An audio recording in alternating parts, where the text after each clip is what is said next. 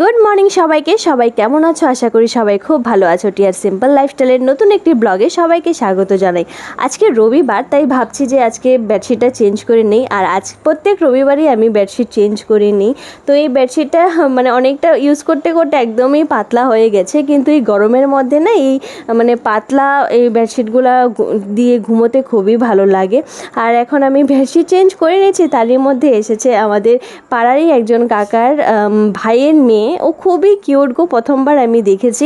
টিয়ার সঙ্গে খুব খেলাধুলো করছে, তো ওর সঙ্গে একটু সময় কাটিয়ে আবার সোজা চলে আসলাম ঘরটাকে গোছানোর জন্য, কারণ সকাল হয়ে গেছে, বাদবাকি কাজগুলো তো করতেই হবে।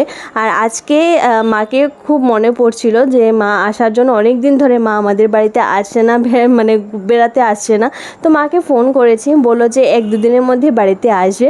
তো আমি এটা শুনে খুব খুশি হয়ে গেছি। আর আমি মাকে বলে দিয়েছি, মা তুমি কিন্তু আসার সময় আমাদের জিয়া সোনাটাকেও নিয়ে এসো, খুব ভালো লাগবে আমার। তো মা বলছে ঠিক আছে, আমার বাড়িতে কিছু কাজ আছে, তো এগুলো যদি সেরে নিতে পারি তাহলে 2 দিন তোর বাড়িতে এসে মানে ঘুরে যাব। আজকে সকালবেলা টিয়াকে মানে ওকে টিফিন খাওয়াচ্ছে, ওরা ঘুমে পড়ে যাচ্ছিলো। অ্যাকচুয়ালি আমি জানি না কেন এরকম হচ্ছে, তোমরা একটু কাইন্ডলি বলো তো যে 1 বছর থেকে 2 বছরের বাচ্চারা কি এরকমই করে কিনা, যে রাত্রেবেলা ওরা সজাগ হয়ে যায় একটু পরে পরেই, তারপরে ভোরবেলার দিকে ঘুমায়।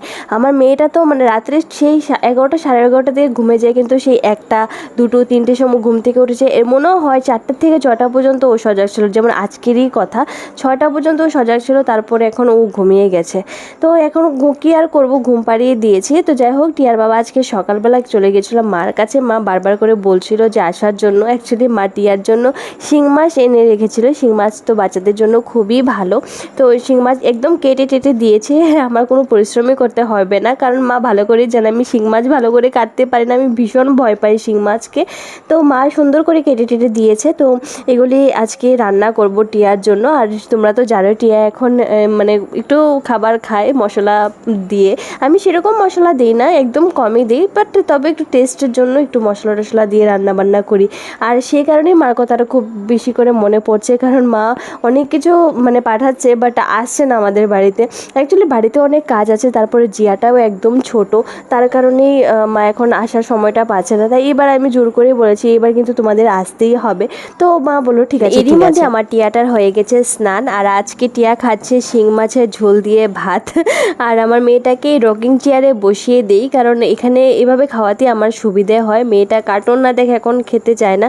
আর অ্যাকচুয়ালি টিয়া কার্টুন না দেখেও খেতে পারে, কিন্তু ও যন্ত্রণা প্রচণ্ডভাবে করে, তাই ওকে কার্টুনটা চালিয়ে দিই, কারণ যত তাড়াতাড়ি ও খাবে আমি বাদবাকি কাজগুলো করে নিতে পারবো। তো ওদের সবার খাওয়া দাওয়া শেষ। আর দেখো কি ঝুমঝুমিয়ে বৃষ্টি নেমেছে, বাবারে বাবা। আর এই বৃষ্টি পেয়ে এদিকে বাবা মেয়ে মিলে বেদুম ঘুম দিয়েছে, কিন্তু আমার একদমই ঘুম নেই। আমার মাঝে মাঝে বিকেল দিকে ঘুম লাগে, আবার অনেক সময় ঘুম লাগে না, যেমন আজকে একটা দিন আমার একদমই ঘুম পাইনি। তো কী আর করবো, এইদিকে যাচ্ছিলাম ওদিকে যাচ্ছিলাম। তো যাই হোক, ওরা তো ঘুমোচ্ছে, আর এদিকে হয়ে গেছে সন্ধ্যা, তাই সন্ধ্যাতে সবার জন্য চা বসিয়ে দিয়েছি। আমরা সবাই সন্ধ্যার সময় যখনই সবাই বাড়িতে থাকে চেষ্টা করি এই চার টাইমটা যাতে সবাই একসঙ্গে বসে খেতে পারি, কারণ এখন একটু ব্যস্ততার মধ্যে সবাই যে যার মতন কাজে থাকে, তাই আর সেভাবে একসঙ্গে বসে চা খাওয়া হয় না। তবু চেষ্টা করা হয় যাতে চার টাইমটা আমরা একসঙ্গে চা খাই।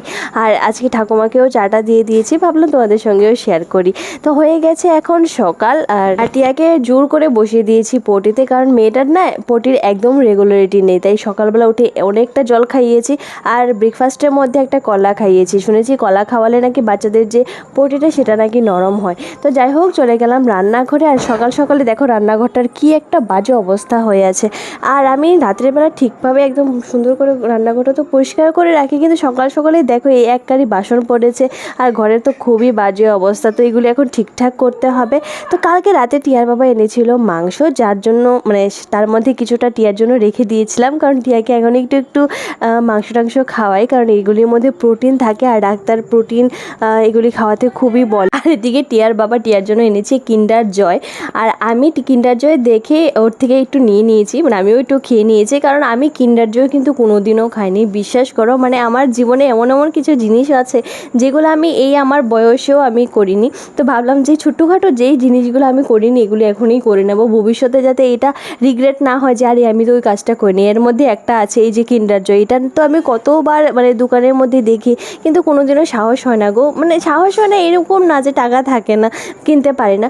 না কিন্তু মানে ওই যে একটা মানে খাবো না বা খাচ্ছি বা কিনবো না এরকম একটা অবস্থা আর কি। তো এবার যেহেতু ও কিনে নিয়েছে মেয়ের জন্য, আমি তো আসার পরই বকা দিয়েছি, কারণ মেয়েটার এমনিতেই কৃমি, তার উপরে চকলেট নিয়ে এসেছে।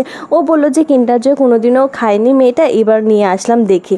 তো কী আর করবো, তো মেয়েকে একটু খাইয়ে দিয়েছি, আমিও খেয়ে নিয়েছি। তো যাই হোক, এখন আমি টিয়াকে স্নান টান করিয়ে দিয়ে এখন ওকে ড্রেস পরিয়ে দিচ্ছি। আর এখন না ও আমাকে মাঝে মাঝে এত আদর করে, মানে কি বলবো। এখন আগে টিয়ার বাবার কাছে আমার ছোটো মাসি ফোন করেছে, জামাই ষষ্ঠী নেমন্তন্ন করেছে।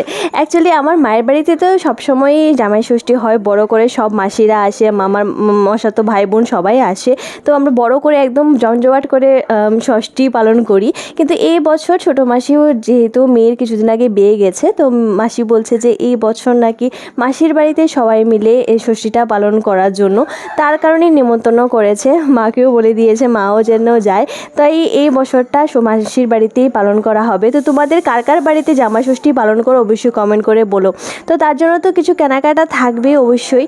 তো তোমরা কি স্টার্ট করে দিয়েছো কি না আমাকে কিন্তু বলো। আর আমি যে আজকে ব্লগটা করছি হয়তোবা জামাই ষষ্ঠীর দিনই হয়তোবা শেয়ার হবে। তো কেমন মজা করেছো সেটাও কিন্তু কমেন্ট করে বলো, ঠিক আছে?